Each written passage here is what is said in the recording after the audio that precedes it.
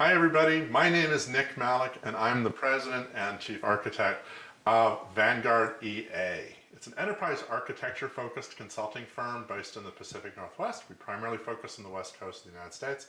We'll go anywhere if we need to. Vanguard EA is there to provide business architecture and enterprise architecture needs for companies of any size. I'm going to talk to you a little bit about, this is a free presentation, I'm talking a little bit about business architecture today. And the title of my talk, if you wait until you think you need business architecture, it might be too late. The art and science of getting the right work done at the right time. Disruption happens. Disruption is normal. We talk about disruption as happening as long as there's been business. Okay? Coal disrupted wood. The reality is that the buggy whip industry was disrupted by the car. But disruption never happened as fast as it's happening now. And my example today is Uber. And we all think about Ubers, it's everywhere, but it's very easy to call an Uber. The very first Uber to hit the road only happened in 2011 in one city, San Francisco. But within 4 years, they had $1.5 billion in revenue. And now today, in 2016, Uber is in over 500 cities. Now, that's a rise to the top. It's an amazing thing, and Uber is being disrupted by Uber. They're already building self-driving cars to replace that fleet of millions of people who are driving their regular cars. So they are thinking about disruption. They are thinking about what it's going to take to not only be a disruptor, but to be disrupted themselves. And here's the twist.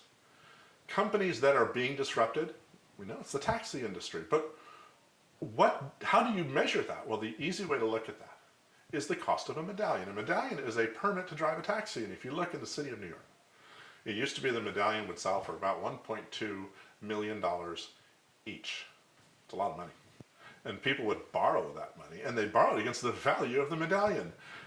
Except the value of the medallion has dropped by 40% in that 5-year window. People are now upside down on some of those loans. And it's worse in other cities. In Philadelphia, the value of the medallion has dropped 80%. So disruption has a positive and a negative side. And while Uber went up, a lot of companies are not going to go up. But it's not just the speed of disruption. It's not just the fact that we can go from ground zero to huge. It's also the direction. In the 1970s, if you wanted to sell a product in the 1970s, look at a commercial for television. We talk about the features of the product. General Motors car has a great engine, and look, it's got a stereo, okay? It drives really, really well. But by the 90s, just 20 years later, we were talking about, oh, what a feeling it was to drive a Toyota. We weren't talking about the product, we were talking about the feelings. And by 2005, 15 years later, now we're talking about different things. We're not talking about the feelings, we're talking about the solution. We're talking about what problem we're solving. And the car can last a whole lifetime, and it's safe, and families walk away. And nowadays, when we're talking about just 10 years later, when we're talking about the products that we sell, especially in the business-to-business space, we're talking about relationships. We're talking about long-term relationships. We buy into something and we rent it. We buy into our data center and we rent it. We don't just buy the computers anymore. So we're moving away from owning the thing to renting the thing. It's the gig economy, it's the sharing economy. And all of that is changing the relationship between the companies that provide and the companies and the people and the companies that consume. Business is changing in such a dramatic way, not just in terms of the speed of disruption, but in the direction that it's going.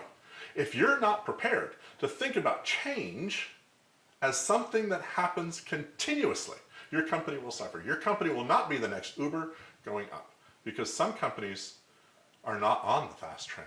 Some companies are not moving to the top.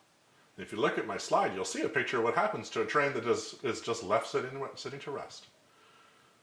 In a top company, a very profitable company, if it was in existence in the 1950s, we would expect that company to last for 50 years. You move that company up to the 1970s, and all of a sudden its average lifespan, according to studies, is 30 years. You move that company up to 2010, and it's down to 17 years. Companies are aging fast. They're going from profitable to gone. And you think, oh yeah, I've heard that before, but have you really thought about it? Take a look at my slide, and you can see some of the brands that were so ubiquitous that everybody knew them. Everybody knew Blockbuster Video and Huffy Bicycles, and everybody knew Borders Books and Music.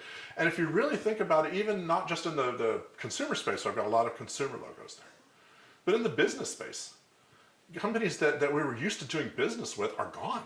Large companies. Companies that were ubiquitous in their place. Companies that everybody thought would run their space forever. Who thought we would have today cameras without Kodak? And then a whole series of companies now are being threatened by change, by that rapid change. E-commerce is threatening JCPenney and Sears. Sears is now worth more for its real estate than for their retail business. Okay? What about cameras? We've all got smartphones. And as a result, Canon and Nikon are losing their point-and-click business. They're focusing now on the profitable business of the cameras, their high-end and the digital SLRs, but those weren't a lot of their bread and butter. Even businesses that are used to requiring you to travel to get something unique, now you don't have to travel, you've got the internet. And here we are, Caesar's Palace, and Caesar's Palace is in bankruptcy. These large companies, absolutely essential brands, are being threatened. Now, will they survive? Probably. Will they survive in the form that they are today? That's a question that even I can't answer. The question I can pose for you, when will your company join one of these lists? And I'm going to talk to you about a company that's not on the list. Had you asked me about what company should be on this list, 30 years ago, I would have put it there. And that's IBM. IBM, you know, when I started in computing in the late 70s and early 80s, IBM was king. You could never be fired by recommending IBM. That was how the saying went, and it was true. I walked through many data centers, large air-conditioned rooms with cabinet after cabinet that said IBM blazoned right on the side of the cabinet. And then off in the corner there'd be one or two that said digital. The reality was, IBM was being threatened. They built this mainframe business, when along comes the microcomputers and the mini computers, and they were a lot more affordable. And the digital equipment comes out with the PDP-11, and they come out with an interesting little novel operating system, almost a toy called Unix. And everyone just kind of dismissed it. The researchers will use it, but nobody else cares. Business doesn't care, right? Until IBM backed a personal computer. And they decided to come out with one that, they're not going to make much money on it, so why not? We'll farm out the making of the chip, we'll farm out the making of the operating system to a company called Microsoft, and the chips will come from Intel, and it'll be a nice standard bus. We'll even tell everybody what the standard is, and we'll allow them to build cards for it because we don't care. Well, that turned into a huge business. Not only just a big business, but a business that ultimately displaced the mainframe business. They built their own demise. So by the 1990s, mid-90s, IBM was in serious trouble. Their revenue was falling apart because they no longer owned computing. And they started by dividing the company up into various different ways and saying, well, these people can just compete separately. And we'll see who wins and loses. It was not a very effective strategy. And even though IBM invented the concept of enterprise architecture, it was not an enterprise architect that saved IBM. It was essentially a McKinsey consultant. Came in as a CEO and said, nope, I'm going to change things. We're going to focus on the things that we need to do and where we excel, and all the rest of it we're going to get rid of. We are going to do less. And the stuff that we do, we're going to do better. And we're going to get better at doing the things that we do well. This was the first time real enterprise architecture thinking was being used at that level on a company of that size. And IBM today is a serious leader in the world of software services, online services, cloud computing. They're fantastic. They recovered. But what they do today is not what they did. And a company that's dealing with disruption has to be willing to face the possibility that 10 years from now, they will still exist doing something that they are not doing today. How do you go from here we are today to I don't know what is tomorrow? You really can't. But what you can do is say, I know how to change. I'm going to build the muscles to change. I'm going to get ready to change. I'm going to practice changing. So that when a disruption comes, whether I've built my own disruption like Uber is doing with self-driving cars, or whether somebody else builds a disruption for me, whether I know it's coming or not, like with Kodak, I can change and I can respond. And that is the muscle of enterprise architecture. So the question I have for you, change is this crowded highway with everything moving all in one direction, and it's going to mow you over if you're the pedestrian, or you can be the car. Are you in the car or are you the pedestrian? Now, the way we cope with change, traditionally, strategy. Let's come up with a strategy. Everybody uses this word, it means almost nothing. Honestly, it's up to you to come up with good strategy, and there's plenty of good consultants who would love to tell you all about how strategy is going to really good at painting pictures in the air. Strategy execution is where enterprise architects come in, because we will look at where your company is good, where your company is not good, and what it needs to improve, and we're going to focus on the areas that it needs to improve, and we're going to stop doing the stuff that's getting in the way of the changes you have to make. It's hard choices. And that's what strategy execution really is. And that's where enterprise architecture plays. Now my slide is going to be a little more geeky. I'm going to talk a little bit of a geeky slide now. I've been showing you nice pretty pictures. But really, if you look at kind of the business side of where I've developed strategy on one side and how that flows into where I've got great results on the other, there's a series of steps. And those steps are the parts of enterprise architecture. And you can see across the bottom there, you can see that there's some of it's business and some of it's technology, and it's a blend. It's kind of a continuous spectrum. There isn't really a portion that is business and another portion that is technology. People talk about business architecture. It's somewhat distinct, but to be honest with you, to be effective, it has to be connected. Business architecture, information architecture, which is how we talk, what we know, what we think, how we record things. And then we've got solution architecture, how we solve our own internal problems. And how do we change how we solve our problems? How do we change those solutions? How do we change the way we think about solutions? And then there's technology. And then technology can go all the way down to the bits and bytes. It can talk about the networks, it can talk about cloud, it can talk about storage mechanisms, and it can go all the way up to, systems that are implemented in the cloud, software as a service, platform as a service, all the fun acronyms that geeks like to throw out. And I'm a bit of a geek too. I've got a propeller firmly mounted to the top of my head. But enterprise architecture is not any one of those. It's all of those. And you can't just throw your arms up and say, I'm going to do it all. No, you have to do it in a manner where you're not doing the stuff you shouldn't do, and you are doing the stuff you should do, and it's what we like to term the G word. It's governance. No motor runs without some kind of a governing mechanism that prevents it from running too fast as well as too slow or in the wrong direction. And enterprise architecture is the same. It's an engine for change. But we also have to make sure it's changing the right things, the right time, and not changing the stuff that shouldn't be changed. And that's the governance aspect. You have to put all pieces together. A moving engine requires all the parts. You can't just have one part. So that is what I'm hoping to present to companies that I work with in enterprise architecture. And let me tell you something, enterprise architecture is not just smart people. People say, I'll just hire an enterprise architect, that'll solve the problem. Well, it's a step one. You can hire an accountant, but if you don't have processes for your accounting won't be done consistently. And the value of accounting comes from consistency. The same thing happens for change.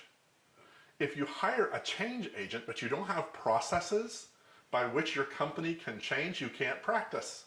You can't get better at change. You can't become more dynamic. Enterprise architecture is a series of change processes. And what I can help you do is put those processes in place. Teach your people how to do the exercise, how to use the muscles of change. One of the things that happens in all of this, and we've seen this, that this is really the revolution and it's the revelation, IT has changed. It used to be IT's value proposition was they were the guys who knew how to run the wires. I mean, how could you run a network unless you had someone who could pull the wires to the walls? That's great, and I've done that. I mean, it's okay to be in that world. But that's not the world we're in anymore. I, as a business person, can get online with my own personal credit card and go buy compute resources. And they will be available to me within a few minutes. Now, I wouldn't know how to use them, but I can buy them. And I can hire some guy who knows how to do some PHP and some gal who knows how to do some JavaScript, and off to the races. IT doesn't get involved. So what's the value proposition of IT? If IT doesn't need to be the portion of the company that owns the computing, because I can, as a business person can buy my own computing, what does IT really provide? What's its value proposition? The architecture. IT's value proposition shifts from owning the systems to owning the simplicity of the systems. And the simplicity is in its architecture. Consistent architecture makes things go faster. It makes things deliver quicker. It allows you to do things more dynamically, to change. Good architecture will get you there. And that's where the value proposition of IT is shifting. It's very strongly in architecture. And as a result, enterprise architecture tends to be very focused around IT, not because we care more about technology, but because it's the department that traditionally across the width of the company has already been dealing with change. It's the part of the company that understands the difference between keeping things running and changing them. So it's the part of the company from which a lot of change practices have evolved. And it's the one place that you're almost certain to get basic initial buy-in. How do you start building the muscles of change? You start where the muscles are. And those muscles start in IT. But IT leaders need to see the value of that.